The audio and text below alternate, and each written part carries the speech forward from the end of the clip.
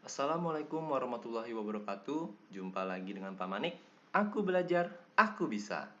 Video kali ini Pak Manik akan membahas solusi atau upaya pencegahan terkait kasus-kasus pelanggaran hak dan pengingkaran kewajiban untuk materi pendidikan kewarganegaraan. Upaya pencegahan pelanggaran hak dan pengingkaran kewajiban bisa kita lihat dari dua aspek atau dua sisi.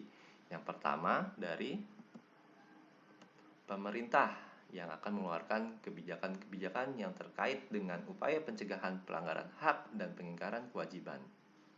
Yang kedua adalah warga negara. Warga negara akan menjalankan kebijakan-kebijakan atau aturan-aturan yang sudah dibuat oleh pemerintah. Rincinya seperti apa? Kita lihat slide berikutnya. Upaya pencegahan oleh pemerintah yang pertama adalah supremasi hukum dan demokrasi harus ditegakkan, atau bahasa sederhananya, upaya untuk memberikan jaminan terciptanya keadilan yang diberikan oleh pemerintah dan demokrasi harus ditegakkan. Yang kedua adalah mengoptimalkan lembaga negara seperti KPK, Komnas HAM, KPAI, maupun Komnas Perempuan, dan banyak lagi. Misalnya, jika ada pengingkaran kewajiban dari keuangan negara, nanti KPK akan bergerak. Jika di suatu daerah kaum minoritas dilanggar hak-hak asasi manusianya, nanti yang bergerak adalah Komnas HAM dan sebagainya. Yang ketiga, meningkatkan profesionalisme lembaga keamanan dan pertahanan negara. Baru-baru ini kita dengar berita tentang peristiwa Ciracas antara TNI dan Polri. Nah, dalam kasus Ciracas tersebut ada pelanggaran hak dan pengingkaran kewajiban. Nah, tugas pemerintah nih untuk meningkatkan profesionalisme lembaga-lembaga tersebut. Yang keempat, upaya pencegahan oleh pemerintah yaitu meningkatkan penyebarluasan prinsip bernegara kepada masyarakat melalui pendidikan formal maupun non-formal. Pendidikan formal misalnya kita di sekolah. Dari sekolah kita ada materi PPKN, belajar tentang bernegara, lembaga negara, belajar tentang hak dan kewajiban dan sebagainya. Kemudian di sekolah kita juga belajar tentang kepramukaan. Nah, itu juga ada prinsip-prinsip bernegara yang baik.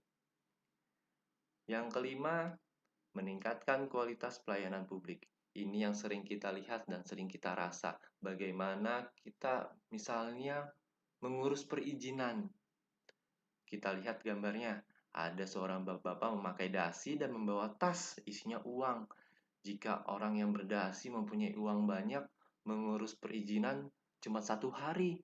Tapi ibu-ibu ini yang membawa anaknya memakai pakaian lusuh, mengurus perizinan baru 3 bulan jadinya. Jadi, tidak boleh seperti itu. Pemerintah harus meningkatkan kualitas pelayanan publiknya. Jadi, nggak peduli dia punya uang atau nggak peduli dia rakyat biasa yang tidak punya kedudukan, harus dilayani dengan yang sama, dengan adil.